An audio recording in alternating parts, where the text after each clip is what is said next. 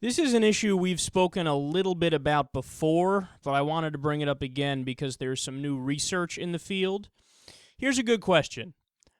Why are some industries exempt from minimum wage laws?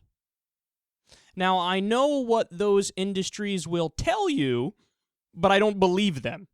The argument is, well, all the fields that pay less than minimum wage, the people will end up making more than the minimum wage because there's tipping and there's commissions and it always works out for the better. That's just empirically not true. Oftentimes, people make less than minimum wage and the difference is not made up. And these industries include home care workers, different kinds of salesmen and waiters and waitresses. Well, now we learn this, quote, with restaurant workers in 22 states receiving the federal sub-minimum wage of $2.13 an hour, many employees, especially women, have been forced to work in an environment rampant with sexual harassment.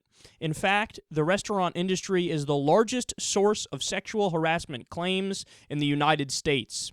While 7% of women in the country work in the industry, they make up 37% of all sexual harassment claims to the Equal Employment Opportunity Center. A new report by the Restaurant Opportunities Centers found that 90% of women reported being bothered by customer behavior and accepting it to receive a tip.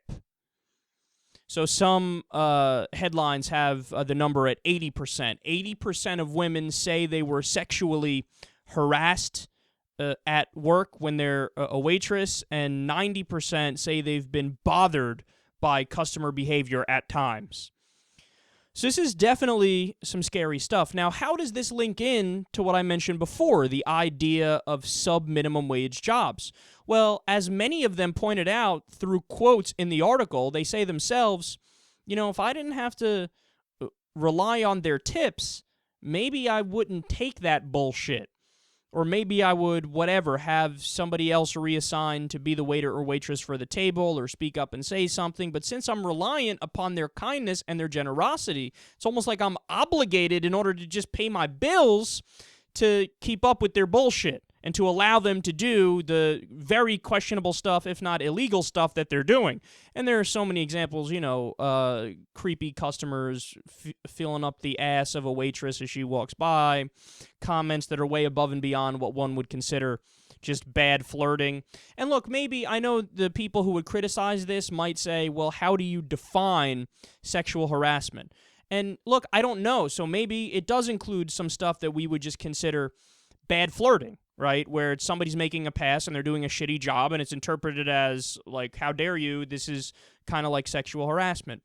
But it's not even really worth it to get into the weeds and debate that part of it, because the reality is, if you paid them a living wage, either way, this problem would be significantly less because, again, they wouldn't have to rely on these people in order to keep their frickin' lights on and feed the kids. So why not pay them a living wage? I mean, look, this is a big problem no matter how you slice it or dice it, but to me, that's the biggest takeaway, is that we've put people in a position where they have to put up with another level of bullshit because they're so disadvantaged with their job.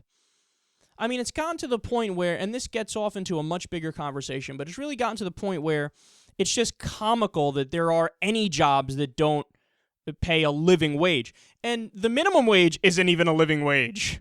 The minimum wage is $7.25.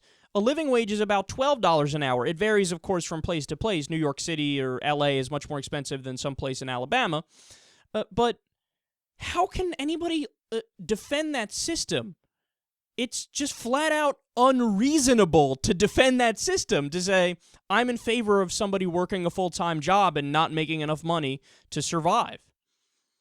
But here we have a situation where not only is the minimum wage less than a living wage, and those people are getting screwed over 10 million working poor people in the United States of America, we have a class under that where they're sold this lie They were going to pay you pretty much nothing per hour, but don't worry, you'll make more in tips. They don't make more in tips, and the entire time they got creepers who are whistling at them and making sexual passes, and they just feel uncomfortable, but they have to keep up with it just to get a little bit of money.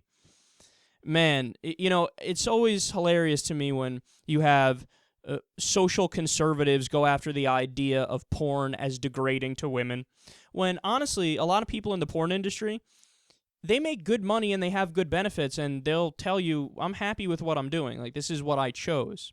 So that's not, your moral outrage is directed in the wrong area, and the only reason you're pointing in that area is because there's sex and naughty parts that are bumping. So you're like, oh, it's icky because God or something, I don't know, this is morality, right? When I get mad at people for doing what they want.